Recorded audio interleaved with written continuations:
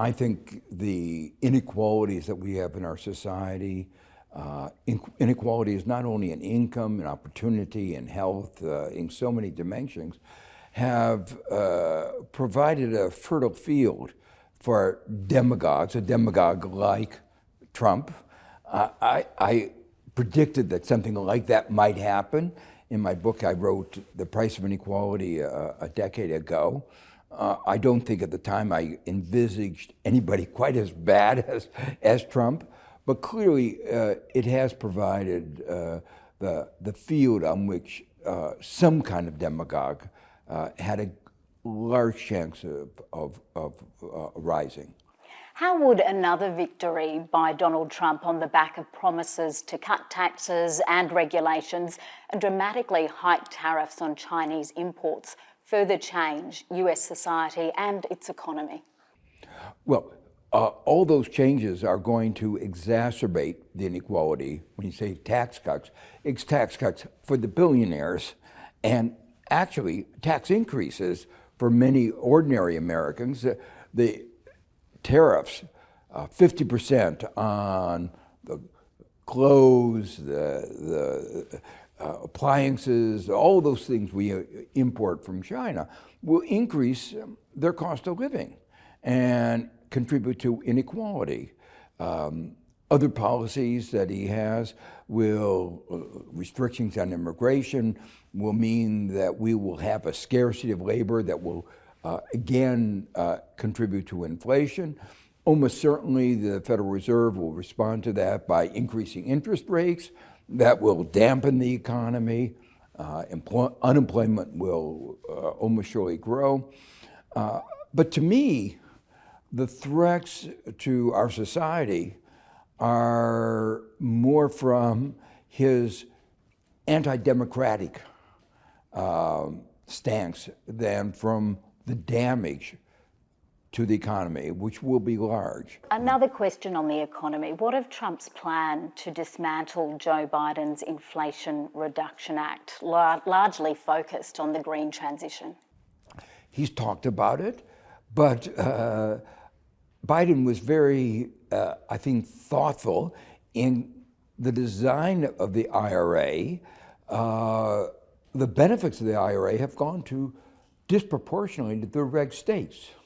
And so they have a big stake in continuing the investment, the Inflation Reduction Act. So I'm actually pretty confident that even were the nightmare of Trump being reelected happen, there would not be a dismantling of most of the IRA. Do you see Trump fulfilling the promises he's made to his base when he says he'll be able to bring back long-lost manufacturing sectors? No, that's a dream. And it's not even a dream that makes any sense. A modern economy is a knowledge-based economy, a service sector-based economy. There are more jobs in say, solar panel installation, the green jobs, by a factor of maybe 5 than there are in coal mining. Manufacturing is important. I don't want to say that we shouldn't try to have, the CHIPS Act was important, and bringing back some manufacturing jobs is important, but it won't be the basis of a 21st century economy. Manufacturing jobs are around 9% of our labor force. They're not going to get much above that. What we need for a strong 21st century economy is new advances in technology, new service sector jobs. Our universities are really important, our healthcare sector. So all those are really far more important than manufacturing. And yet there has been a distinct shift away from globalisation in recent years, given the supply chain crises of the pandemic. Do you think a Trump victory would see a further increase in protectionism with further hits to the global economy? Oh, almost surely there will be a further withdrawal from globalization. I mean, you mentioned a few minutes ago the tariffs he plans. They're not just against China. He will have tariffs against Europe, tariffs against everybody he doesn't like, which is everybody, basically, that are not his small group of supporters.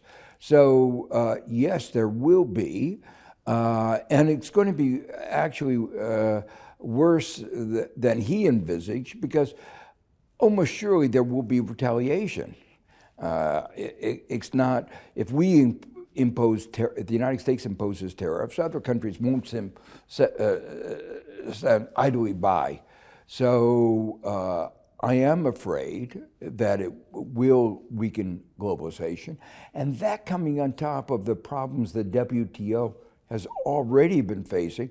The WTO panel that adjudicates disputes has not been functioning for, years and years. And so we have no way of resolving disputes when one country or another raises their tariffs. So globalization is really going to be different no matter who gets elected, but it will be really undermined if Trump gets elected. What are the challenges that you see for Australia, given what you've just said on tariffs and the fact that, of course, Australia's key ally is the United States, but its key trading partner is China? Well, I think Australia does face big challenges. Every small country is going to face challenges. I mean, Australia is not that small of a country. I think it's like the 13th largest country in the world. It's bigger in GDP than Russia, so I shouldn't call it a small country. But relative to the global economy, these countries like Australia have to be more open than a large country like the United States. And when globalization begins to shut down, it will disproportionately hurt Australia. But Australia, like many of the countries in Latin America, is caught between China on the one hand and the US on the other. And it's been trying to navigate that difficult. But one aspect of that is that much of the sales to China have been natural resources. And it would be good, I think, for the Australian economy to move away from natural resources to, again, what I said before, a more knowledge and service-based economy. Well, Australia's Productivity Commission is now concerned that the local version of Joe Biden's IRA here could see Australia move further down the protectionist path. Should it be? Should it be concerned about that? Well, I think your Productivity Commission is really a little bit too much wedded to the old neoliberal doctrines, which were based on views of the economy that ignored the fact that technology is what we say endogenous, that you have to help create new industries. They said, just leave it to the market. And unfortunately, the market wasn't very good in the green transition. In the United States, we saw that in the pandemic, the market left us with an economy that was not resilient. I think there's a broad consensus today among modern economics that you can't just leave it to the market. Now, you have to be careful not to have industrial policies, tariffs, protectionism captured by special interest, and that's always a danger. But if you have a strong democracy, and I think you have some aspects of Australia's democracy that I think are much stronger than in the United States, that provides a check against those kinds of abuses. Does it provide a check against rising inflation, though, on the back of increased government intervention? Government intervention doesn't necessarily lead to inflation. I mean, it can, but government not doing enough can lead to inflation. If I look at the United States, the inflation would have come down fast if the government had taken more active policies, for instance, for bringing women into the labor force through childcare and better family leave policies, if it had taken a more active role in bringing housing prices down, because the market was very slow in responding to the needs of Americans for more demand from Americans for more housing. So I think actually in the experience in the United States, a more active government would have helped. And again, just relying on the markets is what led us to the high inflation, because that is what led to an economy that was insufficiently resilient to admittedly very big shock that we experienced in the pandemic and the war. What is your view on whether Kamala Harris will stick with Bidenomics or turn her back on it? I think she and her advisors are really very committed to going in the direction that Biden has charted, which includes industrial policies. I think if the Democrats get a stronger support in Congress, we can design better policies. The particular policies that we had in the IRA were a very difficult compromise, and the political machinations to get something through are not easy. My view is, even with all those compromises, the IRA and the CHIPS Act are much better than having done nothing. But I think that if the Democrats get enough support in both houses in Congress, there are opportunities for doing a much better job than was done under President Biden.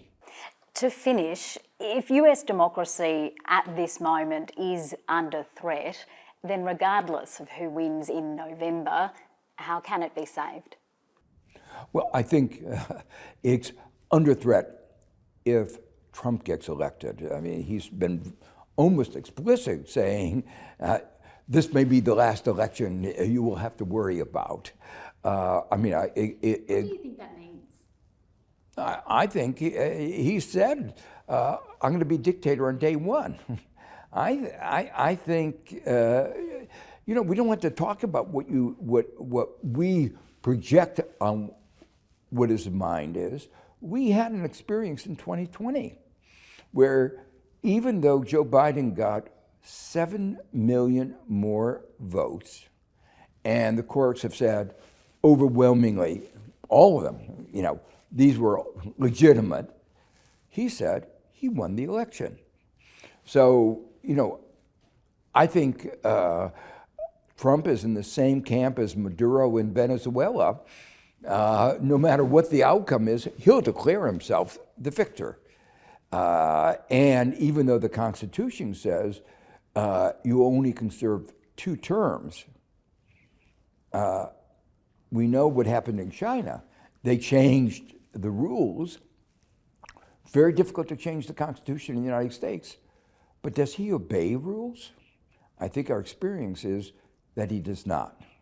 Joseph Stiglitz, very interesting to speak to you. Thank you. Well, thank you. Thanks for watching. If you enjoy our videos, make sure to subscribe and hit the bell button to get notified when we publish a new one. See you next time.